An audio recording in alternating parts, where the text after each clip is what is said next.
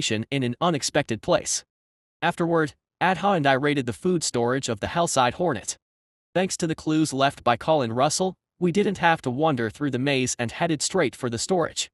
I checked to see if there were any other potential informants in the storage, but nothing alive remained. The sealed space was filled only with cocoons brimming with rotting, fermented liquid. This stuff tastes good. Adha stuck a tentacle into one of the cocoons for a taste and immediately grinned from ear to ear. It was the first time I'd seen such an expression on Adha. Is it really that good? I plucked one of the dozens of cocoons hanging from the ceiling and took a sip. My eyes involuntarily curled into the same crescent shape as Adha's. This is amazing. It tasted somewhat like mojito, but with an even sharper kick. The aroma was exquisite, spreading a refreshing sensation throughout my throat and body. It was so delicious that it made me forget the injuries I had sustained in battle. Zzz, should we take some with us? Agreed. I gathered as many cocoons as I could carry. With all my battle arms and corrosive tentacles, I managed to grab about 15 of them. The rest went into Adha's stomach and mine. Briwebno yo lc sigma m. With the Hellside Hornet's storage thoroughly cleaned out, we headed outside. Zzz, let's head back. Adha and I spread our wings wide and soared into the sky. By the time we reached the nest, Odgrad's forces would likely be making their move. I'll recover from my wounds at the nest. Then, I'll target the white Galagon that has gone out to hunt. The real question is how to hunt them. Even as we flew through the clouds, I kept strategizing about how to battle Odgrad's forces. The forest, filled with trees boasting countless branches, was ancient. Even the youngest of these trees had lifespans spanning centuries. A beast lay low in this dense woodland. Its amber eyes, glowing like lanterns, pierced through the thick darkness. The creature had the head of a bird of prey, 4 legs, and a slender tail, with 2 sharp horns protruding from its head. The beast plucked a mushroom-like plant from the ground with its thick front paws and chewed it with its beak. Even while satisfying its hunger, The beast's gaze remained fixed on one spot. It was staring at the edge of the forest, where steep rock cliffs and numerous caves could be seen. Most cliffs on this planet were more like crevasses formed by the splitting ice, but this one was different. Instead of cold air, a warm heat emanated from beneath the rocky cliffs. If anyone with psychic powers were present, they would have sensed the swirling vortex of energy rising from below.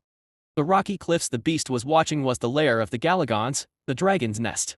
After finishing the plant, the beast mother of the sky remained still, focusing on her surveillance. For the past 2 days, she hadn't moved at all, except for brief moments to eat. She knew how dangerous it was to deal with the Galagons, so she exercised extreme caution. Moreover, it wasn't just her, she had companions to protect at her rear. Companions. Sea Demon, Galagon, Screamer, and then a morph. She wondered what her real-world self, Choi Seoa, would think if she knew she was now moving alongside the Amorph, the 5th-ranked player. She'd probably be furious and tell her not to talk nonsense. Choi Seoa never liked Amorph. To be honest, she was closer to hating him. If she had met him shortly after arriving in this world, she might have tried to kill him. Because of that guy, our clan was torn apart. It was then that she realized how fragile relationships in the game world could be. Her clan, Savage Clan, never had many members due to its unique concept. But after the battle with Amorph, she was the only one left. Her friends either quit the game in disgust or joined other clans. As a result, she was almost forced back into the real world. At the time, Choi Seoa was trying to escape reality for various reasons, so she deeply resented Amorph. Isn't it ironic? She had nearly quit the game and returned to reality because of him, yet now they were comrades who had survived life or death battles together. The most surprising part was that her relationship with Amorph had become even closer than with her former Savage Clan comrades. Ever since she confided in him recently, she felt much more at ease. He probably doesn't even realize it, though. He seems so oblivious. If he weren't, he would surely know what number 26 or Adha were thinking. Even in the game, his relationships with others seemed very limited. Or maybe not. Neither Mother of the Sky nor Amorph knew who the other was in reality. Despite growing close, neither had brought up their real-life identities. I guess that's only natural. She might be strong, agile, and majestic in this world, but the real Choi Seoa was nothing special. In fact, she was below average. She had no desire to reveal her true self to anyone. Amorph might feel the same way. Judging by his personality, he probably doesn't have any friends. Oh. In the middle of mentally criticizing Amorph, she noticed movement in the nest and stopped her idle thoughts. She focused her gaze. Several Galagons were emerging from one of the caves in the cliff. What's that? 2 green-scaled Galagons were carrying another Galagon to a different cave. The one they were carrying was covered in blood, with not a single limb left unscathed. Amort. Even in its battered state, she recognized the Galagon. The critically injured white Galagon, with its broken horn and torn wings, was undoubtedly Adhe's mother, Hamort. The nearby green Galagons roughly dragged Hamort into another cave. What's going on? Wasn't she supposed to be dead? Given the severity of her injuries, it seemed she could die at any moment. The fact that the other Galagons were treating her so harshly, it did not seem like a late betrayal. Was she taken prisoner? As she made a mental note of this critical information, something else caught her attention. 12 white Galagons suddenly burst out of another cave. They spread their wings, flew up the cliff, and disappeared into the sky. It's begun. Seeing them head out for the hunt, she waited quietly for a while. Only when there was no more movement did she cautiously begin to move. The black sky above the forest trembled. As if in response, a dense shadow surged from the depths of a cave beneath the cliff. The shadow that rose silently, quickly disappeared into the clouds. Chapter 216. You're back. As we returned to the nest, PS 111 greeted us. The Mother of the Sky and number 26 were nowhere to be seen. ZZZZZZZZZZZZZZZ. Anything happened? Any encounters with enemies? We did not encounter any Galagon entities. The main controller is still aboard the cult cruiser. ZZZZZZZZZZZZZ. That's a relief. Has the Mother of the Sky returned yet? The middle child left for reconnaissance and hasn't returned. It seemed that PS 111 was holding down the fort at the nest, while number 26 was protecting the Galagons on the cruiser. The mother of the sky had gone off to monitor the odd grad swarm and hadn't come back yet. I set down a few cocoons I had brought with me. What's that? ZZZZZZZZZZZZZZZZ. Cocoons made by the Hellside Hornet. Want to try one? It appears to be an intriguing organic compound. ZZZZZZZZZZZZZ. There's liquid inside, just drink it. Understood. PS-111 extended its long limbs towards the cocoons. It skillfully used its bladed legs to slice one open and then spread its clawed hand wide, allowing the liquid to spill into it. Having consumed the Starunian's energy-absorbing device, the blood river, it sometimes fed this way, absorbing nutrients. I wondered if it could even taste anything, but it didn't seem to care. This contains a high concentration of essential nutrients. Can this organic compound be acquired in large quantities? ZZZZZZZZZZ. This is all I could bring. I recommend securing more of this organic compound in the future. The first time I drank the liquid from the cocoon, I felt my wounds heal almost instantly. It wasn't just my imagination, it was as PS-111 analyzed, it was rich in nutrients. It made sense, after all. It was the result of dissolving an entire living organism and then fermenting it. ZZZZZZZZZZ. I should take some to the cruiser too. Young kin food. ZZZ. Yes. It had been a day and a half since they holed up inside the cruiser. The Galagons there hadn't ventured out for hunting, as a green Galagon pursuit squad could appear in the area at any time. Although the cruiser had plenty of combat rations left behind by the cult crew, they weren't suitable for Galagons. So they've likely been starving this whole time. It'd be a huge loss if they starved to death. Bringing the blue Galagons was part of a plan to win over the remnants of Adha and Hamort.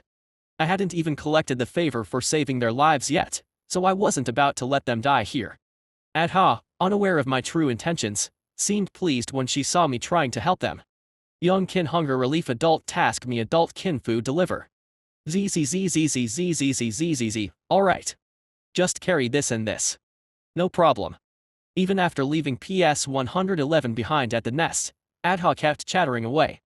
Just like a few days ago, it seemed like she wanted to be a good role model for the young hatchlings, regardless of her feelings toward the kin who had abandoned her. Maybe she's trying to erase the painful memories. I engaged in small talk with Adha as we made our way through the forest. Before long, the ivory-colored cruiser came into view between the trees. I could sense the cult members implanted with parasites moving around inside. Hello, big baby. And then number 26 sensed me too, sending out a wave of recognition from inside the ship. A moment later, it leapt out of the open hangar. The creature approaching me was clutching 5 Galagons with blue scales. These blue Galagons, each over 2 meters long, were nestled snugly into a massive 10-meter-long pink jellyfish-like entity. They all seemed as content as if they were nestled in their mother's embrace. ZZZZZZZ. What's that? The little ones were hungry, so I fed them.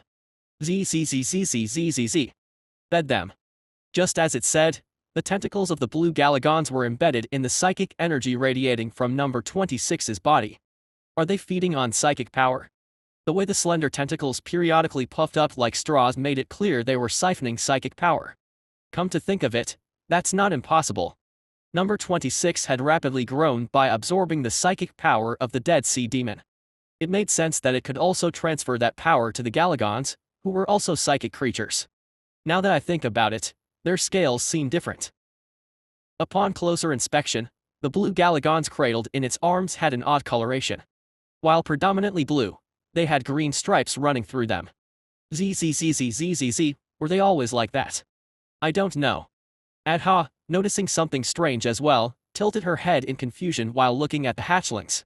At that moment, Hamort's group appeared behind number 26. White Galagon Nelgerma was among them, along with 3 green Galagons that it had brought along. I offered the cocoons I had brought to them. Finally noticing the cocoons held by my arms and tentacles, number 26 asked. What's that? ZZZZZZZZZZZZZ. Food. I bought it for everyone to eat. It's shaped weird. Appearance funny but delicious. Adha's comment sparked curiosity, and one of the creatures extended its tentacles, wrapping them around a cocoon. It then spread out a part of its body, not the part cradling the blue Galagons, like a blanket and swallowed the entire cocoon whole. Inside its semi-transparent pink body,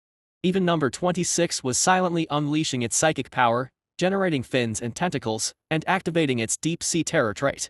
Number 26. Despite its size being unchanged on my back, it was fully armed. I had never seen number 26 so alert before. Odgrad, great Odgrad arrived. As Nelgerma screamed out in thought waves, a colossal shadow emerged beyond the stormy clouds. The shadow of a gigantic black dragon with 2 wings. Great Odgrad. The king of the Galagon nest and ruler of this planet. Adhay's father and the black dragon, Odgrad, had arrived. Chapter 217. The dark presence emerges from the clouds, revealing itself. Even from a distance, an overwhelming sense of dread is undeniable. With wings more than twice the size of its body, it descends upon the forest. As I draw closer, my auxiliary organs start to hum with a sharp buzz. The immense psychic power radiating from the black Galagon is affecting them. This is the strongest apex I've ever faced. The black dragon, Odgrad, stands before me. Be careful, big guy. Number 26 warns me from atop. The tension in its voice is palpable. I know all too well how powerful the black Galagon is. I've defeated this creature dozens of times in the game. However, there's one thing I didn't anticipate: why is he here? How did he find me? While the Mother of the Sky monitored her nest, she didn't see any creatures entering. The Green Galagon tracking team hasn't returned either, so the chance that he knew of my existence seemed slim. Could it be that the Green Galagon recorded in the cruiser's logs informed him? They might have seen me fighting the cruiser and reported back to Odgrad. But there's still a lingering question. The white Galagon with the broken wing definitely said something about a trap. This means the creature has already figured out my plan to strike while the white Galagon is out hunting. Odgrad's unexpected appearance has thrown my plans into chaos. I'm not in peak condition right now. Though my physical wounds have mostly healed, my special abilities are compromised. My size augmentation from Symbol of Hunt and Organic Evolution, as well as the Revenant organ, are all sealed. And my companions are scattered. I only have number 26, Adha, and Nelgerma with me to face this beast. Even in my best form, this would be a tough fight. But in my current state, calling this situation dire would be an understatement. Stay calm. Now is not the time for negative thoughts. Worrying won't change anything. What's more productive is figuring out how to survive against this formidable opponent right in front of me. I watched him closely, keeping my composure. He landed on the ground and was staring me down without making any sudden moves. He seemed to be gauging the situation, just like I was. He's smarter than he looks. Based on its appearance, he was the largest Galagon I'd seen here, almost as big as I get when I use the Symbol of Hunt to increase my size. His body was long and serpentine, but not slender. His neck, chest, waist, and tail were all packed with solid muscle, covered by scales that resembled black obsidian. He had 6 horns curled like those of a goat or ram, and long, tendril-like whiskers draped from his mouth. At first glance, he might have seemed as majestic as an eastern dragon, but that thought never crossed my mind. The reason was his eyes.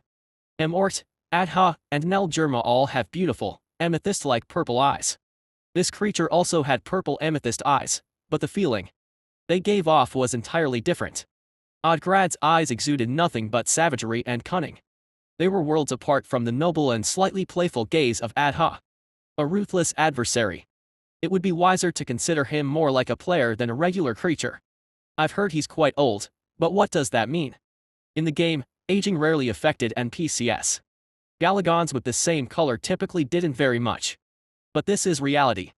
Even Hamort, another white Galagon, is stronger than Adha or Nelgerma. I don't know how aging has affected the black dragon Odgrad, but it doesn't seem to have weakened him. It must have overpowered Hamort, yet it doesn't have a single scratch on him. There were scars on his black scales, but they weren't from Hamort. In other words, he subdued Hamort without sustaining any injuries. As I continued to observe him, I noticed something unusual. The creature was wearing a ring with a gemstone on its front paw. I've never seen equipment like that before. It wasn't something from the game. The gemstone had been refined, indicating it had undergone expert craftsmanship. I'll need to be cautious. Just as I noticed something peculiar about him, the creature also seemed to detect something unique about me. He tilted his head curiously as he observed number 26 on my back. Whether it's a black Galagon or a sea demon, they're all powerful psychic creatures. They seemed to recognize the danger in each other. Finally, the creature must have decided he was superior to number 26 as he began to move. The psychic power that had been flowing like liquid over his black scales quickly converged toward his head. He's coming. The first attack was a psychic breath. He rapidly charged up and unleashed a dark purple beam, almost black. I spread my wings and lifted myself into the air. The beam grazed the lower part of my exoskeleton, leaving no trace as the impacted area evaporated instantly. Reflecting it won't work. The exoskeleton disintegrated before the psychic reflective armor could activate, rendering it useless. As I dodged the attack by flying upward, I attempted to charge toward the creature. At that moment, he lifted his head while continuing to fire the psychic breath. TCH. With an excess of psychic power, he didn't stop the attack but kept spewing it out continuously. The beam, capable of consuming everything in its path, followed close behind me. I beat my wings harder, increasing my flight speed. While I was keeping its attention, Adha and Nelgerma tried to attack Odgrad.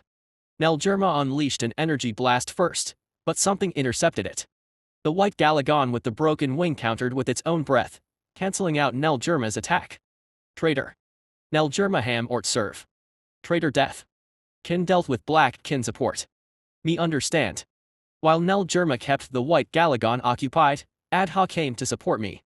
She maneuvered around, flanking Odgrad from behind, and unleashed a psychic breath.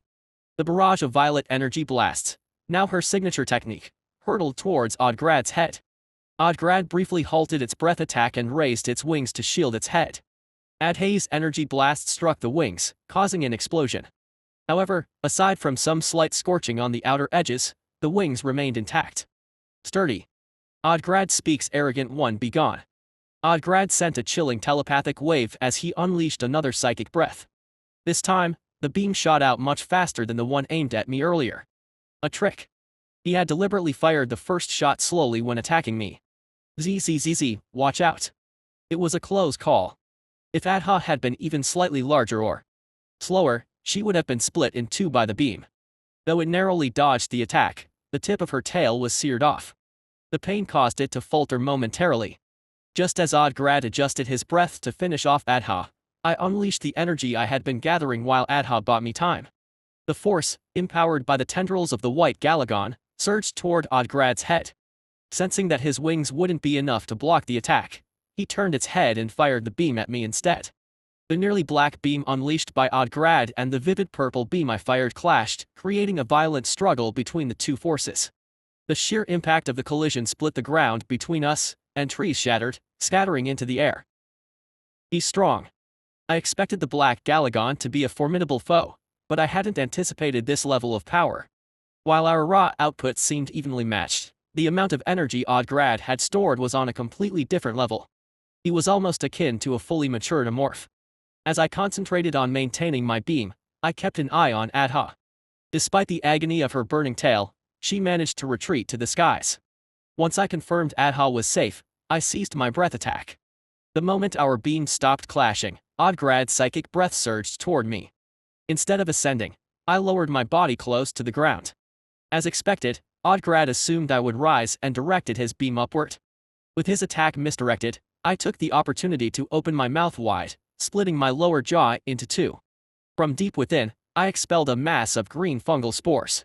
As the acidic spores flew toward Odgrad, he spread his wings wide and shook them violently. The force of the movement scattered the spores in mid-air, creating a small whirlwind. Clever beast. True to his age and experience, Odgrad knew how to utilize his body effectively. Of course, I hadn't expected the spores to cause him much harm, but that bought me the time I needed. Using the distraction, I pushed off the ground with my tail and leapt upward. Odgrad attempted to fire another beam at me. But before he could, the scattered fungal spores began to gather and fly toward him again. What? Odgrad quickly fired a short burst of its psychic breath at the moving spores, as if they were attached to invisible strings.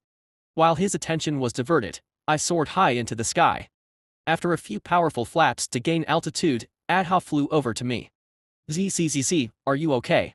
Pain but endure. Though the exchange was brief, it was enough to confirm that Odgrad was no ordinary opponent. Among the beings I've encountered in this world, he ranked in the top 5 in terms of combat sense. And it wasn't just that.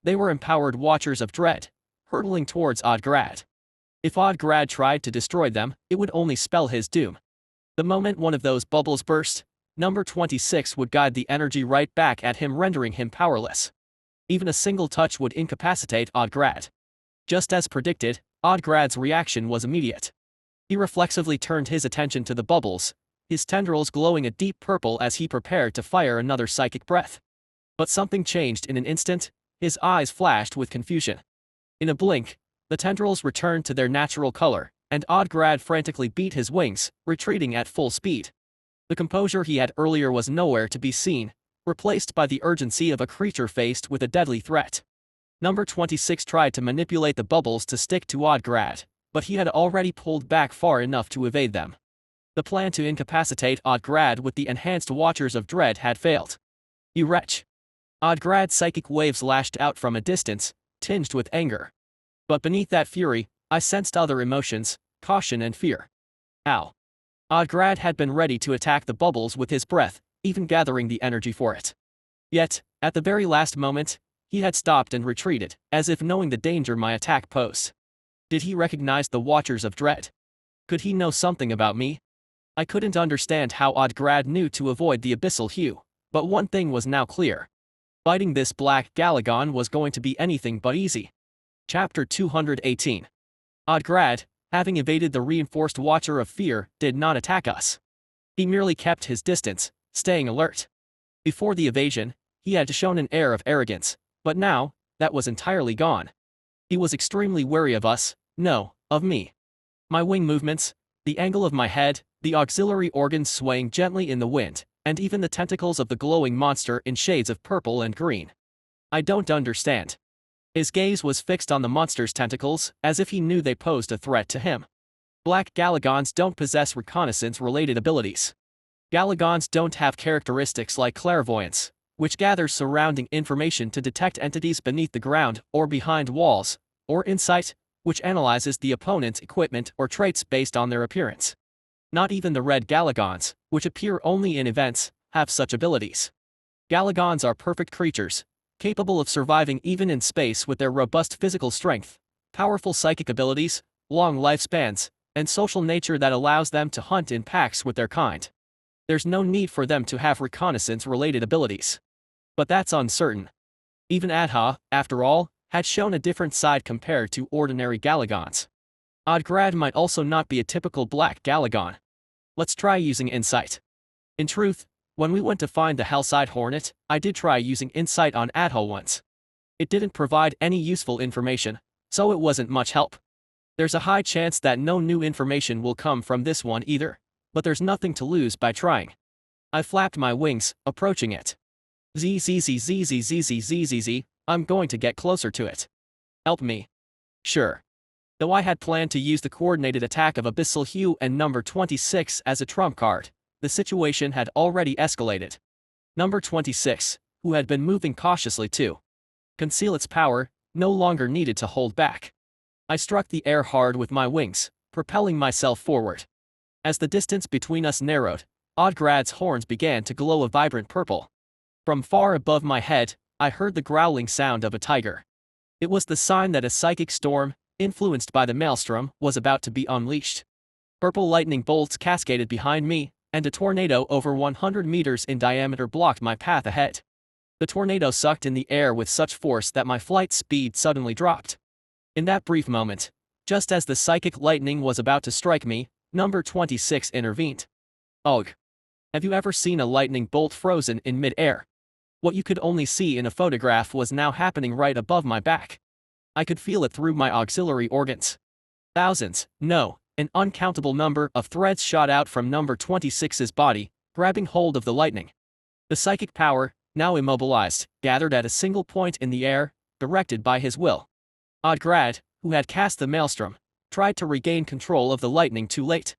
The psychic power that number 26 had seized had already transformed into a purple arrow aimed at its life.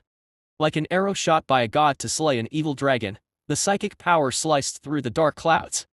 Failing to maintain control, Odgrad flapped its wings frantically, dodging out of the way. The arrow changed course to target him, but his erratic movements made him difficult to hit. Big one, I'm exhausted.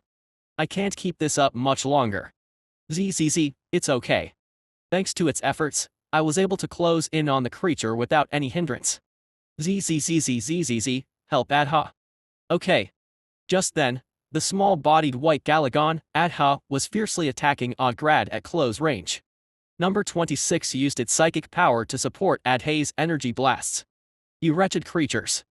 Odgrad, with a wave of irritated psychic thoughts, began unleashing a barrage of psychic breaths. As Adha dodged the high-speed beams with evasive maneuvers, I activated Insight. Name, Odgrad. Species, Black Galagon. Status, Enhanced, Dragon's Power. Abilities, Hyper-Acceleration, Psychic Breath, Dragon's Heart, and many more. I see.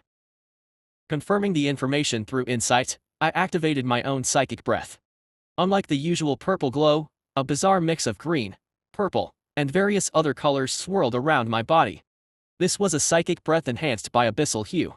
The devastating bubble of unending hunger formed at the tip of my tentacle. The bubble-like breath flew towards him, aiming to engulf him. As soon as he saw the bubble, Odgrad, which had been targeting Adha, swiftly retreated. He noticed again. Odgrad's retreat gave me a brief moment to recall the newly obtained information. He has a special ability. This was evident from his status. In addition to the dragon's power, there was another enhancement effect.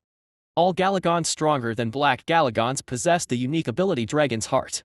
When an ordinary player has Dragon's Heart, they gain the enhancement known as Dragonification. For Galagons, it results in the enhancement known as Dragon's Power. The issue lies in the enhancement effect following Dragon's Power. A typical Black Galagon should only possess Dragon's Power, but this one had two enhancement effects. It's highly likely that this additional enhancement effect is related to the mysterious ability. Unfortunately, Insight did not reveal all of his abilities. Insight randomly shows an opponent's equipment, skills, and traits rather than displaying everything. It would be ideal to get closer and use Insight again, but that doesn't seem feasible. Having narrowly evaded my attacks twice, he was now extremely wary of me. Being a clever creature, he won't allow me to approach it again. Maybe it's fortunate that he's being passive. I don't know how Odgrad figured out my abilities, but because of that, his movements were restricted. If he had been more aggressive, this fight would have been much harder. I need to change my strategy. I sent a brief wave to Adha. Although she hesitated and seemed flustered upon receiving it, when I sent a stronger wave, she eventually agreed. Big one. Body. Be careful. With those words, she flew off in the opposite direction. Odgrad, whether Adha left or not, kept his focus solely on me. He knew that even if Adha attacked, she wouldn't be able to cause any significant damage. He thinks the fight will end easily if he just takes me down. For him, that's a perfectly rational judgment. Of course, I expected him to think that way, which is why I acted accordingly. Then, the battle with him resumed.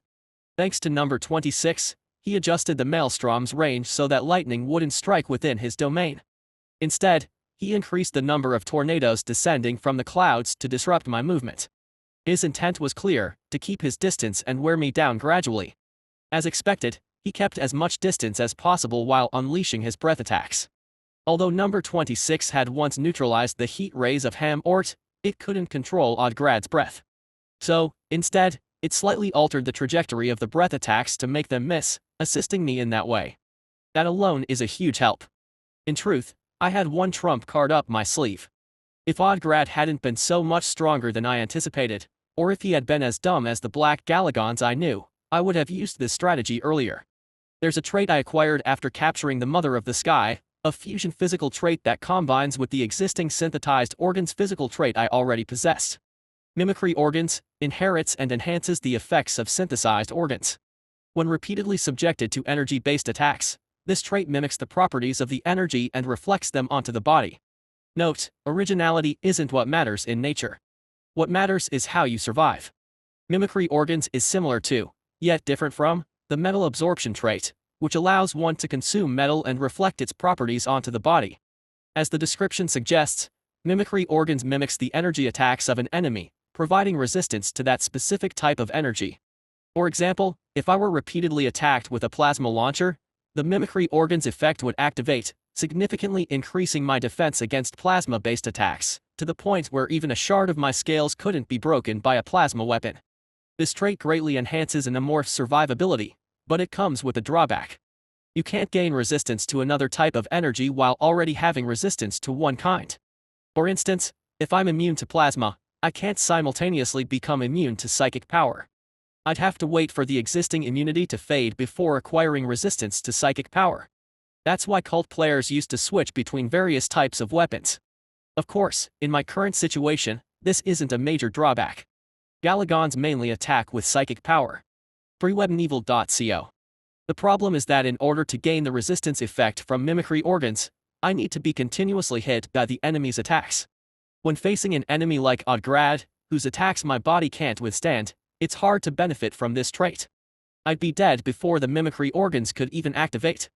If the plan hadn't gone awry, I could have made proper use of it.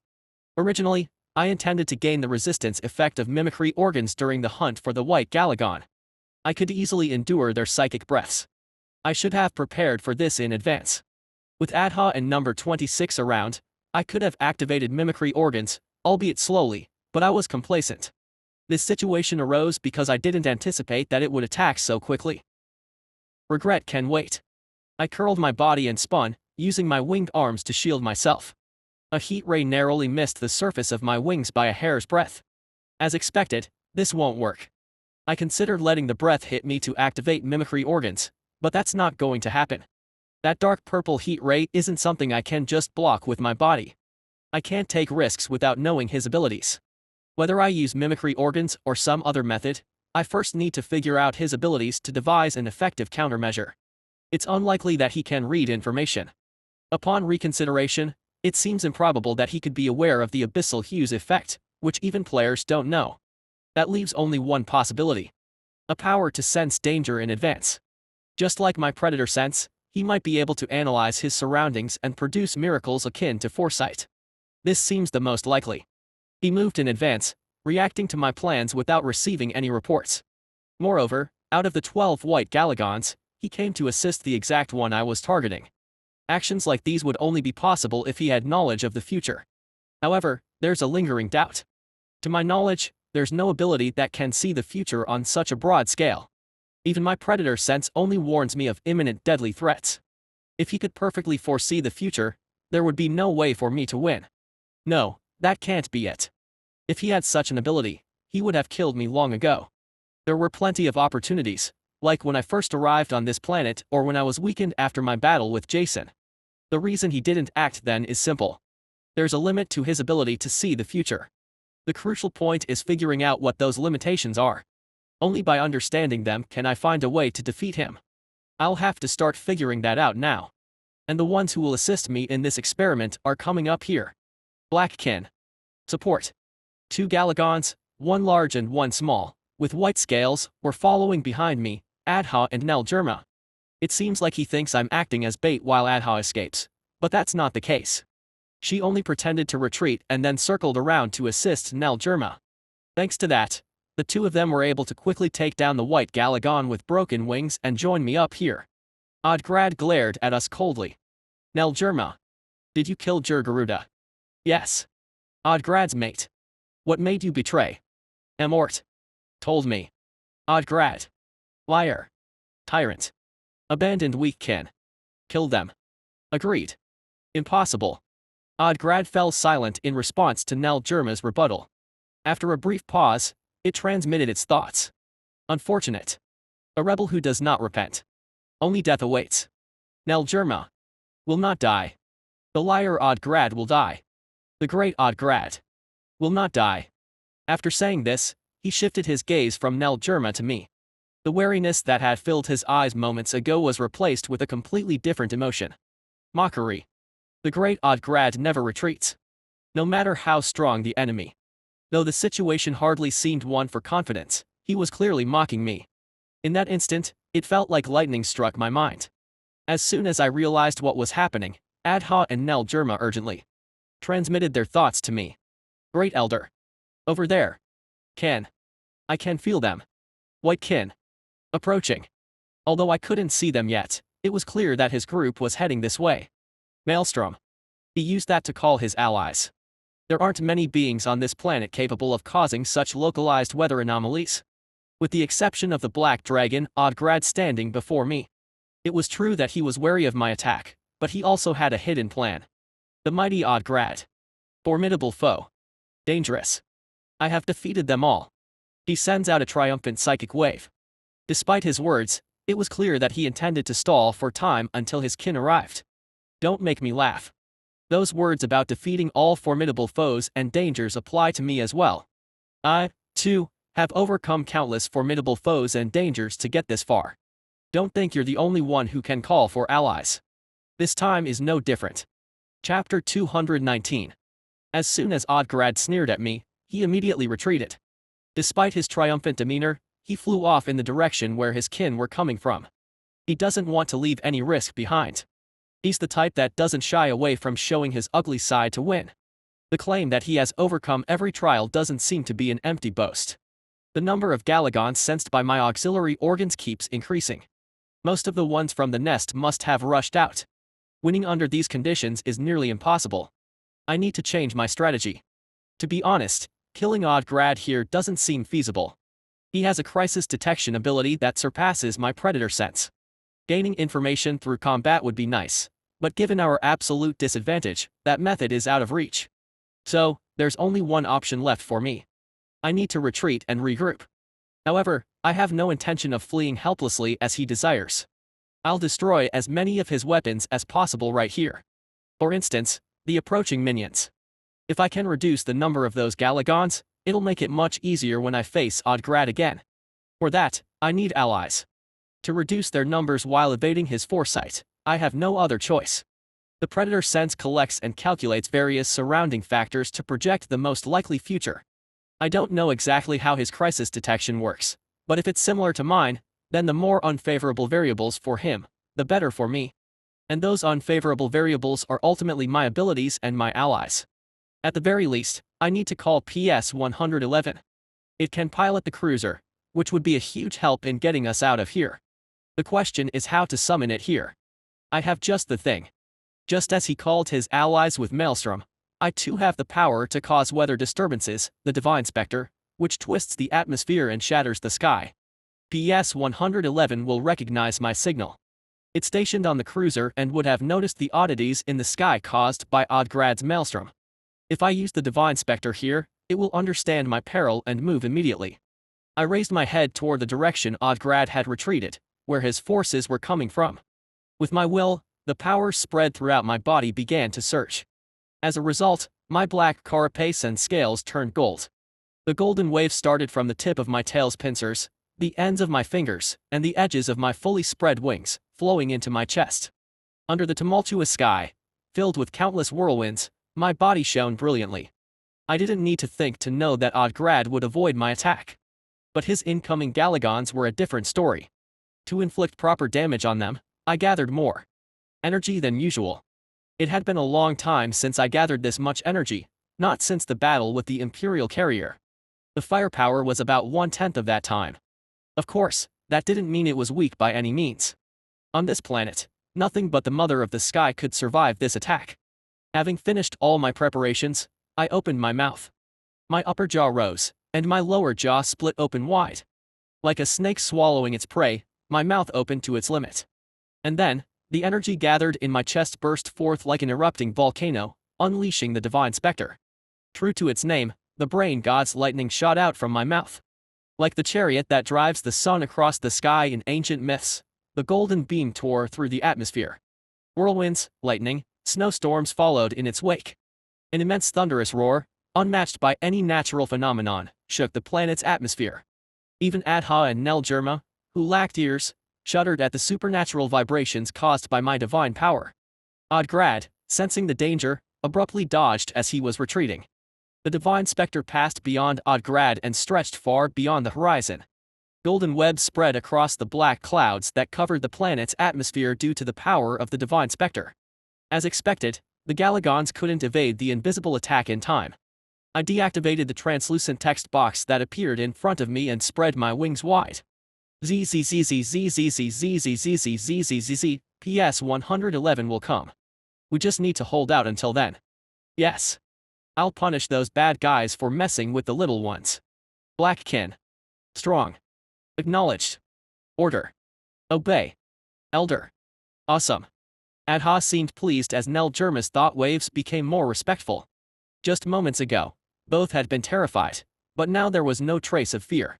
The thought of being near a being with transcendent power had given them courage. Thank goodness. Flying ahead of them, I checked the energy remaining in my body. I had used far more energy than usual, but I still had reserves. It was thanks to the Berserker synapse, which helped me manage my internal energy efficiently. I can use it 2 more times. I could fire more if I weaken the power, but I have no intention of doing that. As I sped forward, the enemies came into view. 7 large white Galagons, 9 relatively small and lean white Galagons, and 15 green Galagons. Behind them was the black Galagon, Odgrad. They were communicating with each other through thought waves. I couldn't tell what they were saying, but one thing was clear. The green Galagons and the smaller white Galagons were frightened. They had just seen their kin turn to ash in midair. If it weren't for their leader, they would have retreated. One of the large white Galagons whipped a nearby green Galagon with its tail. The other Galagons reluctantly prepared for battle. So, those must be Odgrad's chosen ones. They had indeed been nurtured well under Odgrad's favor. Judging by the psychic power emanating from them, they weren't as strong as Ham-Ort, but they were far more powerful than the average white Galagon. I should target those 7 if possible. With my targets in mind, I charged toward the cluster of enemies. Following Odgrad's command, the Galagons unleashed their psychic breaths in unison. Dozens of purple beams shot towards me. These were attacks made of destructive psychic power. I adjusted the angle of my wings, weaving through the onslaught of breaths. Of course, even I couldn't dodge them all, and some of the attacks struck my scales and carapace. Pain reduction activated.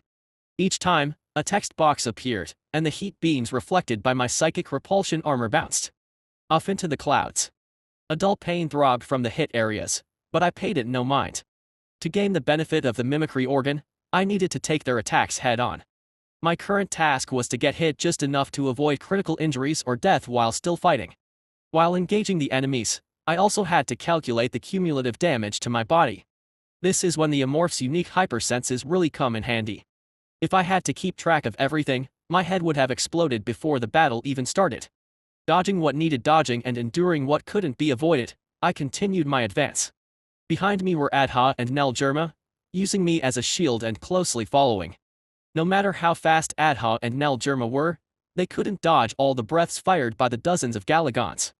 So it was only natural for them to hide behind me, as I was bigger and had superior defenses. Once I judged that the distance had been sufficiently closed. With Odgrad's group ahead of me, I prepared to unleash a psychic breath of my own. But this time, it was the Abyssal Hue version. The tendrils of the creature dangling from the back of my head and neck writhed ominously. Seeing this, Odgrad quickly sent out a thought wave. Be careful. Odgrad's chosen ones retreated swiftly, but the other Galagons were slower to react. I unleashed my enhanced psychic breath towards them. The bubbles of destruction that dripped from the ends of my tendrils moved toward their targets, ready to consume them. Though these bubbles were minuscule compared to the Galagons, their power was not to be underestimated. One unsuspecting Galagon learned this the hard way. The green Galagon, too busy firing its heat rays at me to move, was startled the moment a bubble touched its tail. In an instant, the small bubble engulfed the tail like dye spreading in water, creeping up to consume its lower body. Galagons cannot scream due to their unique mouth structure. Instead, the thought waves of pain it emitted echoed through the air. I charged at the Galagon, which was still being dissolved by the bubble. With my lower jaw wide open, I aimed for the neck close to its head. The searing pain of its entire lower body melting rendered the creature unable to react to my attack. I clamped down on the thin neck of the Galagon with my jaws and yanked hard. With a sound of bones snapping and flesh tearing, the creature's head came off completely. As its unpleasant thought waves, like nails scraping metal, abruptly ceased, the headless Galagon's corpse plummeted to the ground. Satisfied with the result, I called out to number 26. ZZZ, do your thing. Sure. Number 26 waved its tendrils like a conductor, and the bubbles that had been devouring Galagon's corpse rose into the air. The bubbles then hurled themselves at the other Galagons. One of the bubbles controlled by number 26 engulfed a sluggish Galagon. Just as I had done before, I ended its suffering. Everyone scatter. Odgrad commanded, and the Galagons quickly spread out. With their distance widened, The coordinated psychic breath attacks with number 26 had come to an end. Could have taken down more of them. Shame. I swallowed the Galagon's head in one gulp. If it weren't for the current situation, I would have savored it, but there was no time for that. With his subordinates retreating, Odgrad launched another attack. A powerful, dark purple breath, stronger than anyone else's, came hurtling toward me. I beat my wings and soared upwards to evade it, heading towards his underlings. This way, he won't be able to attack. What? Despite the risk of hitting his own underlings, Odgrad fired his breath without hesitation. The psychic-powered blasts just missed my tail. However, a young white Galagon behind me was struck by Odgrad's breath, leaving a hole in its wing. Great Odgrad, young kin in danger. Black traitor, more dangerous sacrifice necessary. One of the chosen ones hurriedly sent a thought wave to his leader, but it had no effect. I grabbed the plummeting white Galagon with the hole in its wing and bit its head. The creature, which had been struggling in resistance, ceased all movement as its head was crushed. At that moment, an unexpected message appeared. Predation effect activated. What? Let's check it quickly. Normally, I'd be thrilled at such a lucky break, but this was a battle. I quickly scanned the details and then called out to Adha. ZZZZ, Adha. Acknowledged.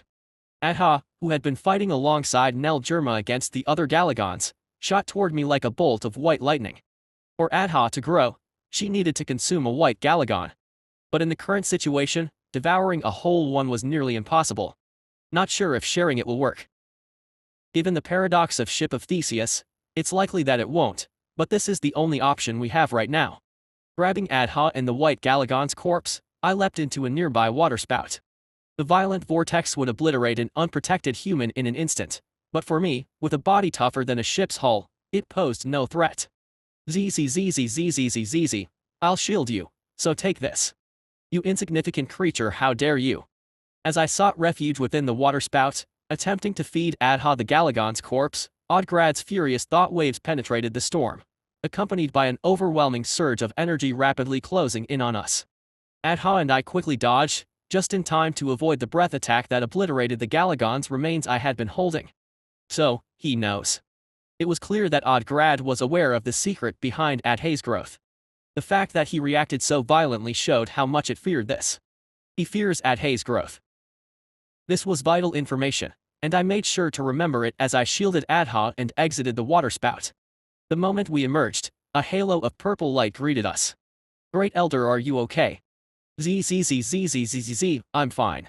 Don't worry. Adha, noticing the shattered scales and carapace on my body from the enemy attacks, was concerned. To be honest, it hurt a lot, but I had to endure it. We're almost there. The silver lining was that the pain was gradually diminishing with each hit, a sign that the mimicry organ immunity system was kicking in. As I closed the distance with the nearby Galagons, enduring the heat rays, the creatures retreated the moment I got too close. Seizing the opportunity, I released Adha and expelled a fungal mass into the air. The green, sticky clump began to defy gravity, propelled toward its target by number 26's psychic power. The target was one of the larger white Galagon companions. It attempted to retreat, but number 26 was faster. The flying fungus exploded like a claymore, dousing its wings in acidic spores. The once white wings were quickly stained red as the acid did its work. The Galagon retaliated with a burst of purple lightning, burning away the fungus.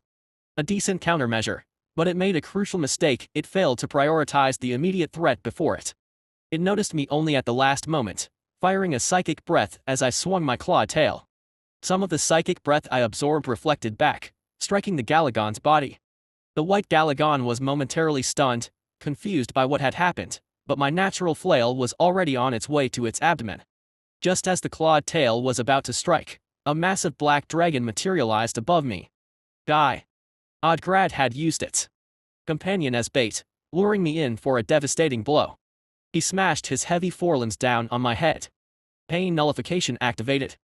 Even in his aged state, Odgrad's power was immense, nearly equal to an ice horror's charge. The force nearly broke my neck. I pulled back, using the gaze of terror on Odgrad. There was no time to add the abyssal hue, though. For a brief moment, Odgrad's eyes clouded over before clearing again. It had been affected, but as a black Galagon with immense psychic resistance, he quickly shook off the effect. Then, images flooded my vision, My predator sense was triggering a warning of impending death. Insignificant wretch tricks won't work. Odgrad unleashed another psychic breath. Thanks to predator sense, I detected the attack and ducked, narrowly avoiding death. Ugh. Pain nullification activated. The proximity was too close. Although I survived, I couldn't escape injury. The dark purple breath obliterated the lower portion of my tail, leaving nothing but a clean stump where my clawed tail once was. Weak creature, this will be your end. Odgrad's tendrils darkened into a deep shade of black-purple, gathering power for a final, devastating attack. It was too late to dodge. I sensed number 26's energy reaching out in desperation. Despite its impressive abilities, there was no way it could shield me from such an overwhelming force at this close range. Great Elder. Adha, who had spotted my peril from afar, raced to my aid only to be intercepted by another Galagon. Time seemed to slow as Odgrad's tendrils coiled tighter, focusing immense power. The moment of attack was imminent. But just as Odgrad was about to unleash his deadly strike, a blinding light appeared from the opposite side of his head. The sun. No, that's not. This planet, like many others with life, has a star. But that light wasn't the sun, it was too close, too sudden. I recognized the energy, it was familiar to me and the Galagons, akin to psychic power but mixed with strange impurities. I knew what it was. Odgrad, blinded by the thrill of killing me, realized the danger too late. What? As he turned his head, I quickly folded my wings and dropped below. Less than a second later, a massive explosion erupted above me. As I fell towards the ground, I caught sight of a familiar craft. We have arrived to provide support, responding to sub-controller Amorph's signal. Wow. The friend has come. The broadcast, emanating from the ivory-colored, diamond-shaped cruiser, belonged to a being both number 26 and I knew well. The Mutant Screamer, PS-111, developed by Star Union. It had followed the Golden Beacon and arrived just in time. Chapter 220. What happened? Mother of the Sky, who had been hiding, lifted her head to confirm that they had left. Not long after she began monitoring the nest, the Galagons suddenly started rushing out in large numbers. It was as if they were responding to some urgent matter, quickly flying into the sky and disappearing from sight. Why are the Galagons? Could it be? She looked up at the overcast sky. It was still filled with dark clouds, but something was different. A golden light flickered intermittently within the clouds, which were pouring down snow and hail. It was as though lightning was flowing between the clouds rather than striking the ground. She realized that something was wrong. Something had gone terribly wrong. That lightning, or rather the psychic power that resembled lightning, was created by her companion. It was a trump card that her companion would use when fighting a formidable enemy. The fact that they were using this ability meant that her companion was in danger. She hesitated, wondering whether she should go help. But then made up her mind. Let's do what I can. She rose to her feet and dashed toward the cliff where the nest was located. Thanks to the Galagons' recent mass exodus, there were no white Galagons left in the nest. To be precise, there were none except for the captured Hamort. If I don't do it now, it'll be hard to rescue her later. She had already been informed by the Amorph that Hamorth was of great value. With the Amorph drawing their attention now, this was the only opportunity to save her. And besides, she's Adha's biological mother. She thought of the small-statured Galagon. Adha harbored a mix of love and hate toward the mother who had abandoned her. If something were to happen to Hamorth, Adha would forever lose the chance to resolve those feelings. She can be a bit of a pain sometimes, but somehow, she didn't want to see Adha suffer.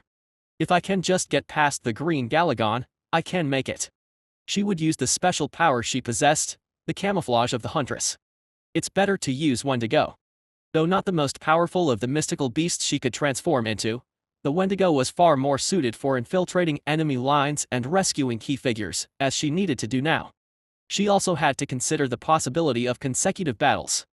Once she used the camouflage of the Huntress to transform, she wouldn't be able to shift into another mystical beast for a month. To transform again, she would have to revert to her griffin wolf form and wait a full month. So, given the potential for prolonged conflict, the Wendigo, with a transformation duration of 5 days, was the better choice. As she sprinted on all fours, she activated Wendigo. Then, the black wave-like patterns on her body spread widely, enveloping her entire form. Her skeleton twisted, and the dense muscles that had been anchored across her body receded. As her skeleton reshaped, her spine straightened, and her hind legs grew thicker and longer than her forelegs.